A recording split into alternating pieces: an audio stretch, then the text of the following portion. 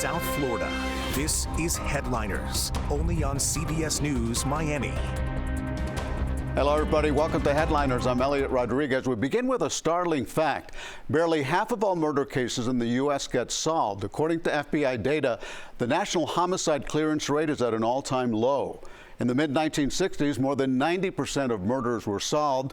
By 2020, as the number of homicides surged, the national clearance rate dropped to about 50%. Our analysis with CBS News also discovered a difference by race. The national homicide clearance rate for white victims keeps improving. That's the blue line up top. Meanwhile, the rate of solving murders for Black and Hispanic victims, the two lines at the bottom of the screen, is substantially lower. So, of course, we wanted to know what is happening locally. Our investigation discovered South Florida's clearance rate is even lower than the national average. CBS News Miami's Ted Scouten takes a look at why and what's being done to reverse the trend. I lost my daughter, Neresia Tolliver, October 17th, 2015. I didn't get any justice because the witness was scared to come forth. And I just feel like I'm walking around Red 9 in the Wild West. The 2015 shooting death of Regina Tolliver's 17-year-old daughter, Neresia, is one of Miami-Dade's unsolved murders. While there was an initial arrest, the case against the suspect was ultimately dismissed when a key witness did not show up to testify. We say witnesses, witnesses, witnesses. We must understand now that a lot of the witnesses, they are so afraid. They're so afraid. A problem that we've wrestled with for a long time is the fear that witnesses have in coming forward. Whenever they are witnesses to a murder, they fear retaliation. Miami Assistant Police Chief Armando Aguilar tells us that's one of several factors leading to a declining clearance rate for homicide cases. According to the FBI, the clearance rate for all departments in Miami-Dade was 49% in 2015. Over the years, it went up and down, ending in 2020 with a clearance rate of 43%. In Broward, the clearance rate was 67% in 2015, spiked to over 70% 3 years later, then dropped to 46% in 2020. Both counties settled below the national average of 52%. The other challenge has been the proliferation of firearm-related murders, murders also with high-capacity weapons that are just, on the whole, a lot more difficult to solve than other types of murders. There's much more physical distance between the killer and the victim. So the killer leaves behind much less trace evidence. It's more difficult to establish a connection between the victim and the suspect, and so it's just an easier crime to get away with, unfortunately. Aguilar also blames COVID as a factor for the decline in 2020. Many detectives were off the street with COVID. Conducting face-to-face interviews was more difficult, and proactive community efforts were limited. Despite that, Aguilar said now Miami PD is seeing decreasing murders and increasing clearance rates. In 2020, police report there were 61 murders in Miami with a clearance rate of 44%. In 2021, Miami dropped to 47 murders, increasing the clearance rate to 47%. And for the first 5 months of 2022, there were 15 murders. Miami police have solved that same number of killings this year. However, nearly half are from previous years. Last year, we had a near record low number of murders, and this year we're 35% below the number where we were year to date. Year to date last year. He says since 2020, Miami police doubled the number of guns taken off the street, and they're turning their focus onto repeat offenders. We know that they're not just committing murders; they're committing a whole host of other crimes, and so we've taken whatever opportunities we could to charge them criminally in those offenses, thereby taking them out of the picture and preventing as many murders as possible. When they're suspected of murder, that gets them off the street, but does not clear the homicide case. Police are also honing in on domestic violence cases. We feel that we've been able to step in and stop the escalation of domestic violence cases to what could have been murders. For the families of murder victims, they want to see one thing. And all I want to see is the community come back together and stop the killing. But you got to get these killers off the street, because if you don't, we're going to continue to have what we're having, killing after killing. The families of murder victims say that an arrest will not make the pain go away. However, they do feel some solace knowing that at least someone's being held responsible. Ted Scouten, CBS News, Miami. Ketanji Brown Jackson made history when she was sworn in as the nation's first female black Supreme Court justice, and it was a proud moment for us here in South Florida. CBS News Miami's Peter Dench explains. Ketanji Brown Jackson takes a constitutional oath as an Associate Justice of the Supreme Court. I, Ketanji Brown Jackson, do solemnly swear that I will support and defend the Constitution of the United States against all enemies, foreign and domestic. That I will support and defend the Constitution of the United States against all enemies, foreign and domestic. They say that she is an upstanding individual. She's ethical, but also she's humble. Broward State Attorney Harold Pryor praises the choice of Ketanji Brown Jackson as an Associate Supreme Court Justice. She's a trailblazer. It's amazing when you can be named with the likes of a Thurgood Marshall. Her reputation precedes her positively. One being an outstanding, stellar attorney. Justice Jackson has served as both a federal appellate court and district court judge, as well as a federal public defender. She graduated from Miami Palmetto Senior High School in 1988. I think this is just a great moment for all South Floridians to have someone who was homegrown, who was reared here in this community, to make it to the highest court of the land. Pryor is the first black state attorney in Broward and the first black man to be elected state attorney in Florida.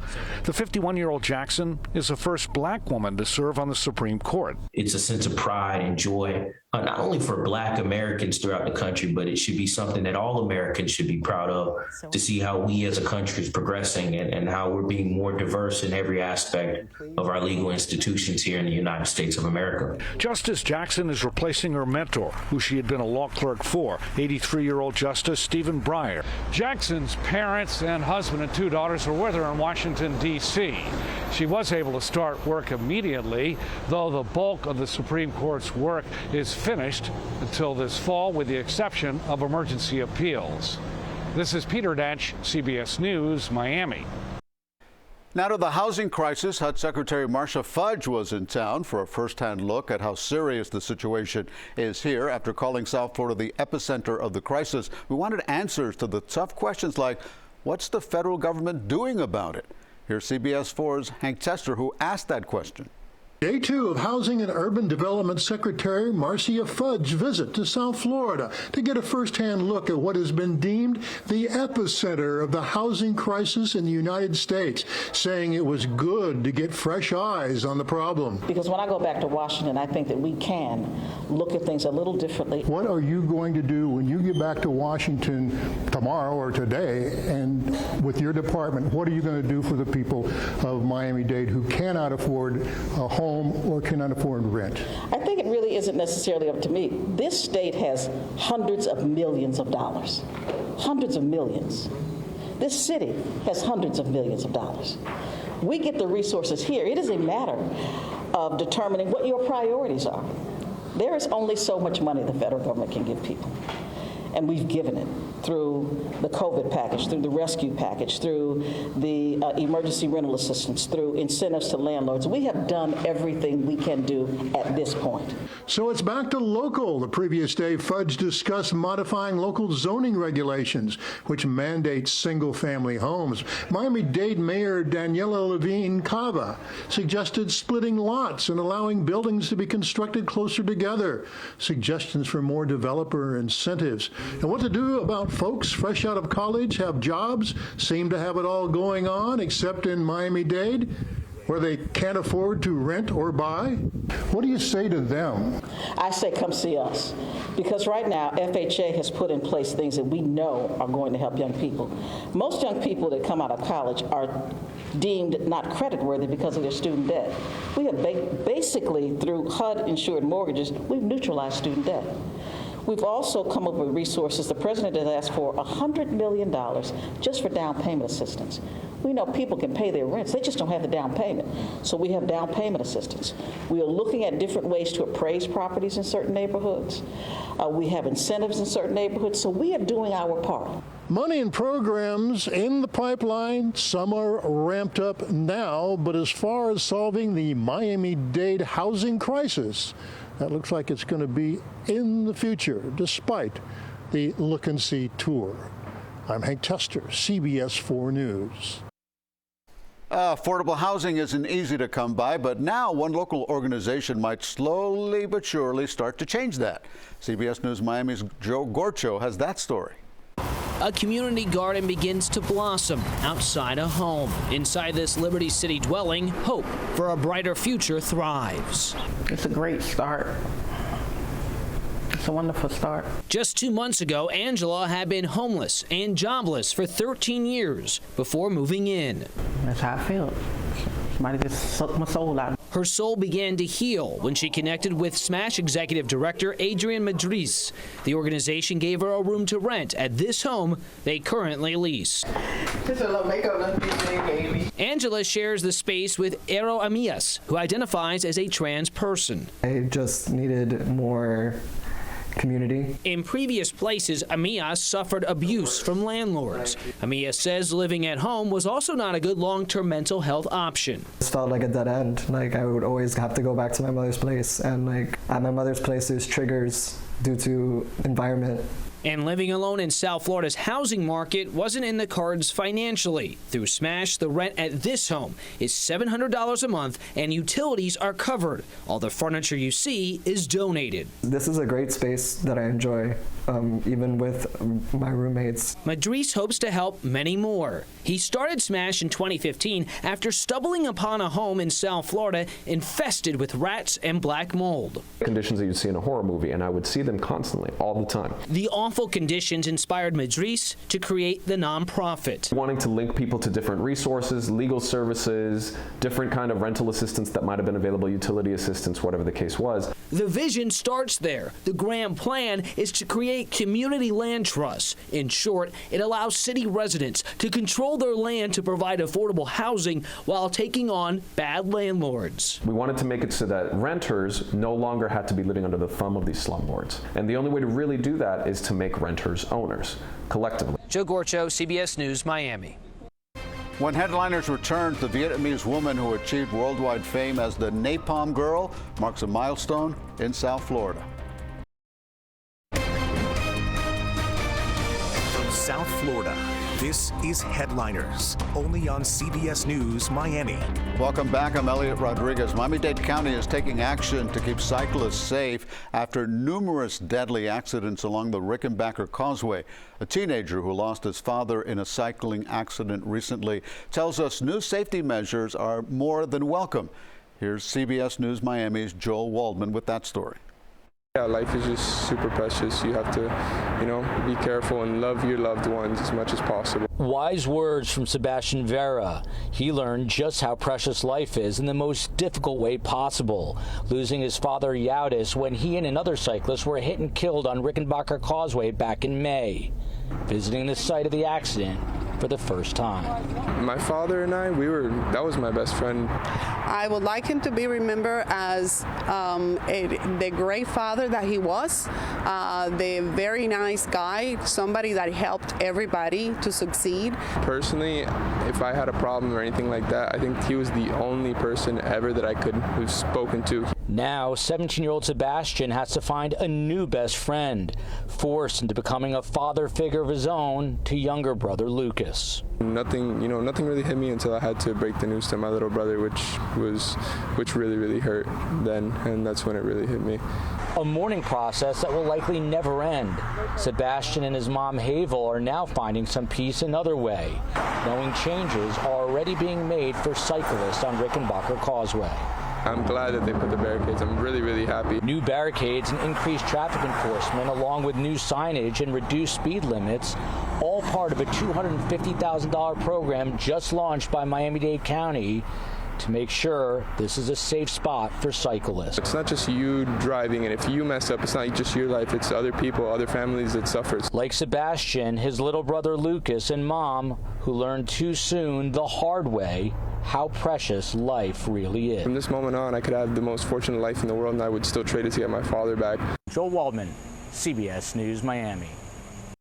And now a South Florida connection to the Vietnam War. 50 years later, the woman who became known as the Napalm Girl was in town to mark a milestone in her lifelong recovery from the horrors at war. CBS News Miami's Jacqueline Quinn has the amazing story. Kim Phuc Phan Thi remembers every last detail, the before and after, and everything in between. Of course, as a children, we just allowed to play nearby the bomb shelter inside of the temple courtyard. Then I remember after lunch, then the South Vietnamese soldiers yelled for the children to run. She did as they told her and ran for her life. Phan Thi was just 9 years old. And I looked up, I saw the airplane and I saw 4 bombs landing like that. The napalm set her skin on fire. I still remember what I thought that moment. Oh my goodness, I got burned. Then I would be ugly. Then people will see me different way. But I was so terrified. Those thoughts swirling in her head as she continued running onto the road where 20-year-old photographer Nick Ut was working for the Associated Press. And I hold my camera. I took a picture of the boy in 1 second. He died on my camera. But my eye keep the picture. I look in the pagoda. I saw she keep running with her arm running like this. That's when he snapped the Pulitzer Prize winning picture of what the world would come to know as the Napalm Girl. He stopped taking pictures to pour water on Phan Thi. He decided he had to help, so he took her and the other injured children to a hospital. They were told no, go to another hospital. Then I get upset. I hold my media pass. I say, I'm media. If she died, my picture front page, every newspaper tomorrow.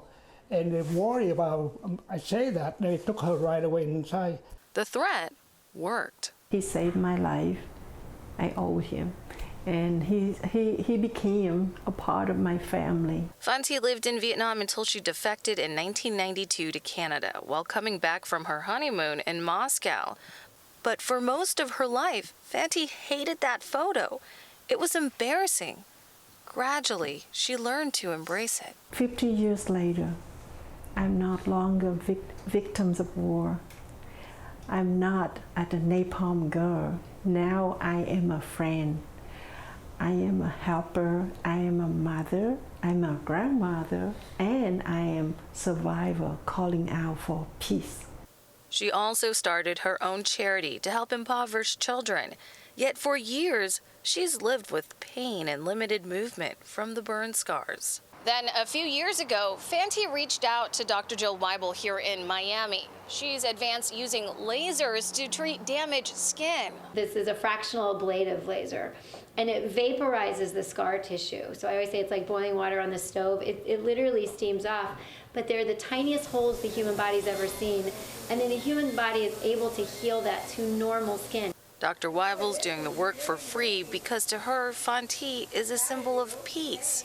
This is one of the last extensive treatments Phan Thi will need. The 12th time. And yes, absolutely, after those treatments, my pain is so much better. Meanwhile, Nick Ut has kept in touch with Phan Thi. But she looked better. I'm really so happy. Look, she always smiling. And even now, he documents what's happened to that girl in the picture. In Miami, I'm Jacqueline Quinn, CBS 4 News. She is beautiful. When Headliners returns, the inspiring success story of a future paramedic and his own road to recovery. From South Florida, this is Headliners, only on CBS News Miami. Welcome back to our show. I'm Elliot Rodriguez. When classes resume in the fall, students at one high school in Miami-Dade County will get to learn from the longest employed teacher in the county. John Stimson has taught for more than 50 years. CBS News Miami's Maribel Rodriguez introduces us to this very dedicated educator. The total number of red blood cells remains relatively constant. John Stimson teaches anatomy as well as physics to students at Design and Architecture High School with a passion that is a constant in his long career. The longest employed teacher in Miami-Dade County. A Miami native and graduate of Miami Beach High, Stimson's first job was in Palmetto Junior High School in 1966, teaching what was then new math. He would then work at Mays Middle School in Gould during a pivotal and volatile time in U.S. history. Because I was teaching when we went through the process of integration. And that was a very difficult time, not only for the students, but for the teachers as well. Teachers were only allowed to go out to the parking lot in pairs. Tires got slashed and all kinds of things that, you don't want repeated, really. From there, he went to Miami Senior High, teaching physics from 1972 to 1982. One student of many recalls the impact he had on her. He had all this equipment that did crazy and fancy things, and we loved. I ended up becoming a biology teacher and a math teacher. So obviously his influence played a part on that. Stimson took on an administrative role for several years too. And this was introducing computerized instruction to students as a second language. They were mainly ESOL students, and computers were very interesting. And he even retired once, but it didn't stick. Well, I might as well go back to teaching because I enjoy what I'm doing here. When you are teaching and you look at a student and you see a question on their face, you know that they don't totally understand. And when you go on and explain in a different way, and you see a smile come on their face, and they say, "I've got it." Students not only get him, they love him. He just feels like the grandpa of DAS. He automatically fit into the DAS community, and I love seeing him. He's really funny, and he's really inspired by what he teaches, and he's very passionate about it. He calculates that he's taught around 5,000 students, and he does run into them sometimes. And you see someone whose life that you have touched and left a memory in them about yourself. And that's also rather gratifying. Maribel Rodriguez, CBS News, Miami. And finally, an uplifting story of courage and determination. Maricas is one of only 25 people chosen by Broward Health for its internship program this year. And after CBS News Miami's Hank Tester introduces you to him, you will likely understand why. It's not easy being Maricas Murdoch. Wheelchair bound this day, making the rounds as an intern at Broward Health Imperial Point. Also working to rehab his lower left leg amputated, a struggle you'd never know based on his smile, his attitude about his internship. And getting the overall healthcare experience that I really want to make a well-rounded leader. It's been a long journey for a young man who early on wanted to be involved in healthcare, and it is personal. I was introduced to health at an early age. I lost my mom when I was 5 years old. She was 21. She passed away from clogged arteries. Grandma later on, 51, due to health issues. On his way to a career in clinical health, then tragedy once again. In January of 2018, I was involved in a very serious motor vehicle accident. Maricas lost a leg and 3 of his best friends. His life changed and his career goals were altered. And just having to go firsthand deal with insurance and getting approval for prosthesis and rehab and therapies. Maricas knew he had a calling, help folks cut the red tape, make the patient medical experience a good one, be the guy in charge. And I knew I wanted to become an administrator, and that's the route I'm on now. We thought that Maricas was absolutely amazing during his interview, especially when he shared his story and just the challenges and his ability to really transcend to the next level despite the challenges that he faced. Hank Tester, CBS News, Miami. And that's Headliners. Thanks for joining us.